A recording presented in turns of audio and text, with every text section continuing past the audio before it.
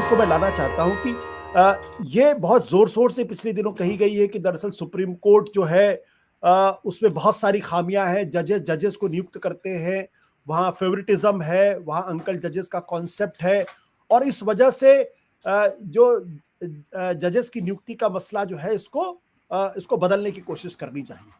अगर इसी तरीके के सवाल तो पार्लियामेंट को लेकर भी कहे जा सकते हैं कि पार्लियामेंट में ऐसे लोग चुनकर आ रहे हैं जो शायद जिनको संसदीय परंपरा की जानकारी नहीं है। संसद जिन कामों को करती है उस पर भी बहुत गहरे सवाल लगते हैं। तो ये जो आलोचना है, ये आलोचना तो ठीक है, लेकिन क्या है इस आधार पर अगर संसद पर इस तरीके की आलोचना हो तो संसद का भी स्वरूप बदल देना चाहिए? संसद में जो लोग चुनकर आते हैं उसको भी बदल देना चाहिए? मतलब आई कैन अंडरस्टैंड कि इंटरेक्शन दोनों में ठीक है, अच्छाई आपकी बुराई ये, लेकिन सिर्फ सुप्रीम कोर्ट को टारगेट करके, जुडिशरी को टारगेट करके और यह कहना कि सब कुछ जो पार्लियामेंट है वो सही है, क्या ये डिबेट सही है या मोटिवेटेड है? नहीं, ये डिबेट सही नहीं हो सकती। ये ऐसे है कि साहब बहुत सी बहुओं को सांसें जला दे रही हैं तो मैरिज अबॉलिश कर दें। देखिए ऐसा है, मैंने ये लिखी भी थी बात कि यकीनन कोलिजियम के कई फैसले ऐसे हैं जिनके बारे में डिबेट हुई और ऐसा लगा कि शायद वो फैसले उस तरह से नहीं होने चाहिए थे। बहुत से अच्छे जजेस टाइम पर सुप्रीम कोर्ट नहीं पहुंचे और मुख्य न्यायाधीश नहीं बन पाए। ये चीज के साथ जजेस के बच्चे जजेस बनते हैं, ये उतनी सही नहीं है क्योंकि वो उस सिस्टम से आते हैं, इसलिए उनकी ज्यादा प्रैक्टिस होती है उसमें। और कोई अगर जज का बेटा है तो वो इसलिए इनएलिजिबल नहीं हो सकता कि साहब वो जज का बेटा है, ये गलत मार्कर होगा। यहाँ भी तो नेता के बेटे नेता बन जाते हैं, मंत्री के मंत्री बनते हैं, सारी पार्टीज में है, लेकिन सारी पार्टी में वही हालत है। तो पार्टियों को एबॉलिश कर दिया जाए फिर तो। कांग्रेस में ज्यादा बदनाम हो गया उसमें। लेकिन ये भी बात एक सही है कि विश्व के अधिकतर देशों में सरकार की से होती है, तो लॉ मिनिस्टर की से हो सकती है, होनी चाहिए, ये एक बात कंसीडर की जा सकती है। लेकिन एनजेसी में भी ये बात कही गई और भी कोलिजियम के जो फेवर में लोग हैं वो कहते हैं कि 80% केसेस जो हैं हमारे यहाँ, उनमें सरकार एक पार्टी। तो जब सरकार एक पार्टी है तो जो प्रिंसिपल है कि no one shall be a जज इन हिज ओन कॉज, तो सरकार को जजेस के अपॉइंटमेंट से दूर रहना होगा। सरकार में जजेस नहीं चुन सकती। लेकिन मैं समझता हूँ कोई बीच का रास्ता जो है वो निकाला जाना चाहिए। टोटली लॉ मिनिस्टर के या सरकार के व्यू को निगेट किया जाए, ये सही नहीं है। और नहीं किया जाता, कोलिजियम सिस्टम में भी सरकार जिसका चाहती है नाम रोक देती है, जिसका नाम चाहती है जल्दी से अप्रूव कर देती है। तो जब सरकार की ऑलरेडी से है, उस से को फॉर्मलाइज किया जा सकता है। कन्फ्रंट्रेशन संवैधानिक संस्थाओं के बीच देश के लिए अच्छा नहीं है, उसको अवॉइड करने की जरूरत है। लेकिन क्या है कि ये कहा जाए कि साहब जजेस जो हैं वो अच्छे जजेस अपॉइंट नहीं कर रहे, तो ज्यादातर अपॉइंटमेंट तो सरकार ही करती है, तो क्या वो सारे अपॉइंटमेंट सही होते हैं? ऐसा नहीं है। माना यह जा रहा था कि जजेस वकीलों को जानते हैं, अपने जूनियर जजेस को जानते हैं, तो शायद वो बेहतर ओपिनियन, ऑब्जेक्टिव ओपिनियन फॉर्म कर सकते हैं उनके बारे में। सरकार उनको उतना, जैसे अगर आप किसी प्रोफेसर के बारे में मुझसे पूछेंगे कि वो कैसे हैं, तो मैं बेहतर पोजीशन में हूं कि मैंने उनके कुछ लिखे आर्टिकल पढ़े होंगे, कभी सेमिनार्स में उन्हें बोलते सुना होगा, उनके कुछ लेक्चर सुने होंगे, मैं कभी उनसे मिला होऊंगा, उनकी इंटीग्रिटी के बारे में जो मेरी इंफॉर्मेशन होगी वो ज्यादा ऑथेंटिक होगी। तो कोलिजियम की भी कुछ मेरिट्स हैं और सरकार के जो कंसर्न्स हैं वो भी कुछ वैलिड हैं। बीच का रास्ता इसमें निकाला जा सकता है, और वो मैंने लिखा था, देखिए कि संविधान में है, संविधान में जो आर्टिकल 124 है वो वाइडर कंसल्टेशन प्रोवाइड करता है। उसमें जैसे ये है कि हाई कोर्ट के जजेस से भी राष्ट्रपति पूछ सकता है। अब कोलिजियम सिस्टम में सबसे बड़ी बुराई जो है वो ये कि हाई कोर्ट के जजेस से कंसल्टेशन का प्रावधान फॉर्मली नहीं है, इनफॉर्मली होता हो तो वो अलग इशू है।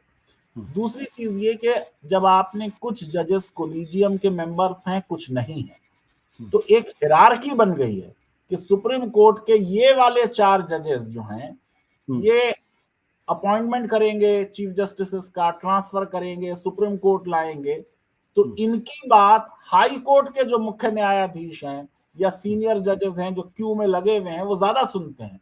तो वो जो एक हिरार्की सुप्रीम कोर्ट के अंदर अंदर बन गई इस कोलिजियम को लेके, वो भी एक समस्या है जिसके ऊपर कुछ गौर और फिक्र जरूर होना चाहिए। बट फजान साहब, ये जो basic structure of the constitution है, क्या इसको एबॉलिश करने की जरूरत है? जैसा कि उपराष्ट्रपति महोदय हिंट कर रहे हैं, और वो कह रहे हैं कि भाई अगर ये है तो फिर क्या हम एक डेमोक्रेटिक सोसाइटी है, डेमोक्रेटिक नेशन है? तो वो एक दरअसल कह रहे हैं कि basic structure of the constitution को हटा दिया जाना चाहिए, इस डॉक्ट्रिन को हटा देना। क्या हटाने का वक्त आ गया है?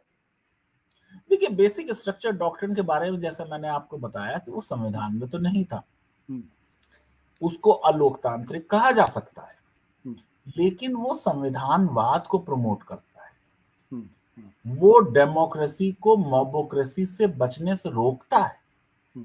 संसद में सांसद संविधान के विरुद्ध ना जाएं, ये इंश्योर करता है। तो संसद की शक्तियों पर कौन सी सीमाएं लगाई जा रही हैं? वो सीमाएं जो संविधान का मकसद है, कोई प्रावधान हो सकता है, कोई आइडिया हो सकता है। तो मैं समझता हूं कि डॉक्ट्रिन ऑफ बेसिक स्ट्रक्चर जिस हालात में बना था, जब इंदिरा जी बार बार संविधान में संशोधन कर रही थी, अब देखिए जैसे 42वां संशोधन किया उन्होंने और ये कहा कि राष्ट्रपति को जो एडवाइस दी जाएगी, राष्ट्रपति उसको मानने के लिए बाध्य होंगे। बाद में जनता सरकार आई, 44वें संशोधन से उसमें चेंज किया गया और ये कहा गया कि साहब वो राष्ट्रपति जो है उनको एक बार रिकंसीडर करवा सकते हैं। संविधान में कहीं पर भी फंडामेंटल ड्यूटीज नहीं थी। इंदिरा जी ने इमरजेंसी के दौरान उसी संविधान संशोधन से 42वें से फंडामेंटल ड्यूटीज का प्रावधान कर दिया।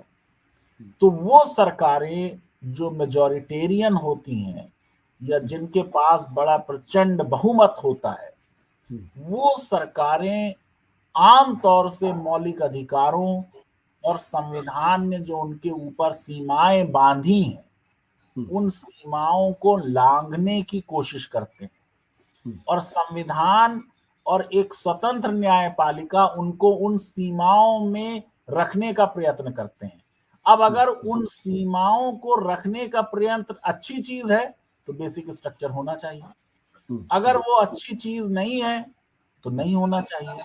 लेकिन उसका नतीजा ये होगा कि कोई भी संसद जो है वो किसी भी पुरानी संसद के बनाए किसी कानून की पाबंद नहीं होगी।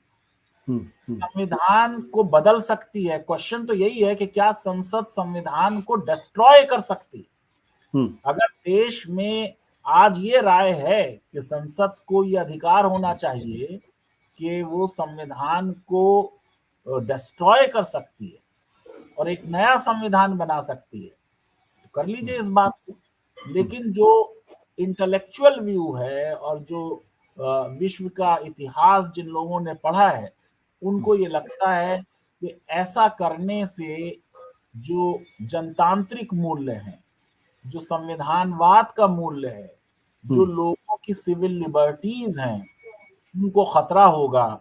शक्तियां जो हैं उनका कंसंट्रेशन हो जाएगा। जो एक आइडिया है कि पावर डिस्ट्रीब्यूट हो और पावर सेपरेट हो, भाई आप ये बताइए कि ये जो सब स्टेशन होता है उस पे 15,000 वॉट के हाई टेंशन वायर आ रहे हैं, फिर उनको आपने ट्रांसफार्मर में बदला, फिर और डिस्ट्रीब्यूट किया, जब वो 15,000 वॉट 220 हो गया तब ये बल्ब जला है। आपको लगता है कि आप एक जगह पे सारी पावर रख दें तो जहां ज्यादा पावर होती है वहां पे आशुतोष भाई लिखा होता है ऐसे करके डेंजर डेंजर, खतरा। फजान साहब ने बहुत अच्छी तरीके से चीजों को इतनी डिटेल में समझाया। हमारे दर्शक जो इस कार्यक्रम को देख रहे होंगे उनको निश्चित तौर पर बहुत सारे आइडिया लगा होगा। अंत में इतनी सी बात कहना चाहता हूं कि दुनिया के नक्शे में, दुनिया के इतिहास में लोकतंत्र क्यों आया? लोकतंत्र सिर्फ इसलिए आया ताकि कोई एक शख्स इतना पावरफुल ना हो जाए कि वो लोगों की जिंदगी को तय करने लगे। लोगों को अपनी जिंदगी तय करने का अधिकार लोगों के पास होना चाहिए, इसलिए लोकतंत्र आया। अन्यथा तो पहले भी बहुत सारे बादशाह थे, बहुत सारे राजा महाराजा थे जो बहुत ही अच्छे माने जाते थे और जिनकी बहुत तारीफ होती थी जब इतिहास पढ़ते हैं। लेकिन कुछ ऐसे भी थे जिन्होंने इंसानी जो मूल्य है उसको भी तवज्जो नहीं दी। उन्होंने इंसानों के साथ जबरदस्त तरीके से नाइंसाफियां की। तब ये सवाल खड़ा हुआ कि किसी एक आदमी के पास इतनी ताकत नहीं होनी चाहिए। तो लोकतंत्र, चाहे संविधान, चाहे आपका संसदीय लोकतंत्र हो या राष्ट्रपतीय लोकतंत्र हो, किसी एक शख्स के पास इतनी ताकत नहीं होनी चाहिए कि बाकी शक्तियां उसके सामने नतमस्तक हो जाएं। जिस दिन ऐसा होता है वहां डिक्टेटरशिप उसको कहा जाता है, तानाशाही कही जाती है। इसलिए हिंदुस्तान के अंदर जुडिशियल रिव्यू भी होना चाहिए, स्वतंत्र न्यायपालिका भी होनी चाहिए और स्वतंत्र संसद भी होनी चाहिए, और किसी एक शख्स को इतना पावरफुल नहीं होने देना चाहिए कि वो जब चाहे हमारे संविधान का मजाक उड़ा सके। बहुत बहुत शुक्रिया फैजान साहब। लॉ होना चाहिए आशुतोष भाई, रूल बाय लॉ नहीं होना चाहिए। या रूल ऑफ लॉ होना चाहिए। Thank you sir, thank you sir, thank you sir.